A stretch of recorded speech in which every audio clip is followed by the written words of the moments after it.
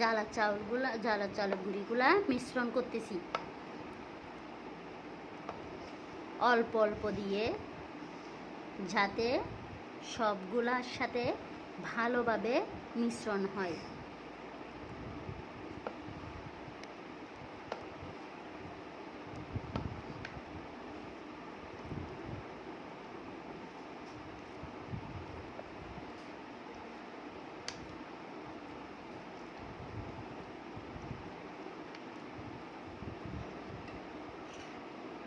সবগুলো একসাথে দেওয়া যাবে না, অল্প করে দিয়ে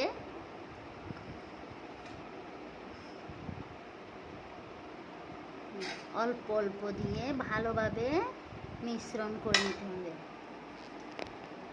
একবারে সবগুলা দিলে এক পাশে সব লাগবে, অন্য পাশে ভালোভাবে মিশ্রণ হবে না এবং খেতেও টেস্ট হবে না। এমনভাবে ঘুটে দিতে হবে, মিশ্রণ করতে হবে যেন দানা দানা ভাব না থাকে। দানা দানা ভাব থাকলে খেতে তেমন স্বাদ লাগে না এবং দেখতে আমি মনে হয় না। দেখুন কালারটা অনেক সাদা।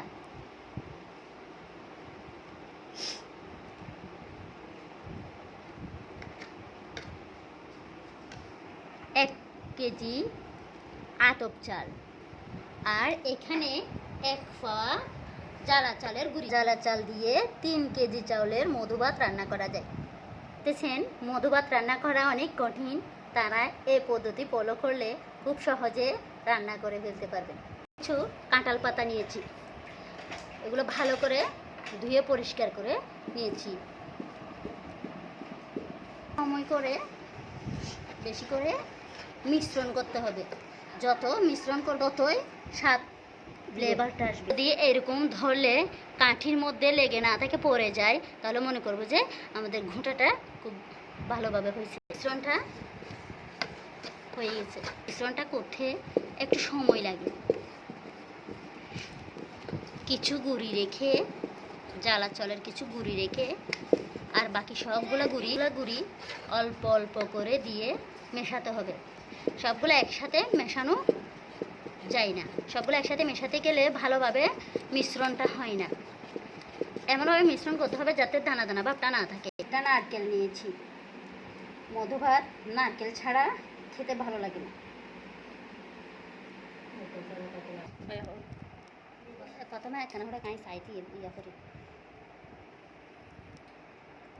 ওদিকে ভালোভাবে ঘুরিয়ে ঘুরিয়ে এগুলো এমনভাবে চারদিকে দিতে হবে ছিটে ছিটে, যাতে সব সাইডে গুঁড়িগুলা পড়ে, মানে একটা লেয়ার দিতে হবে উপরে।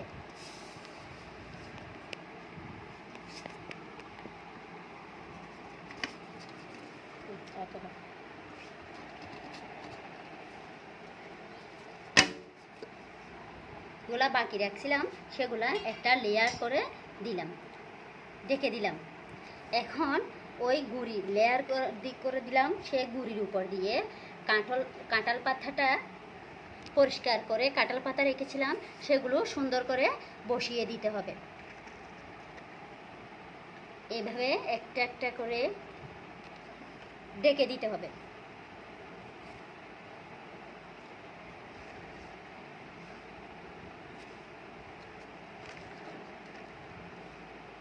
এমনভাবে ঢেকে দিতে হবে যাতে ফাঁকা না থাকে।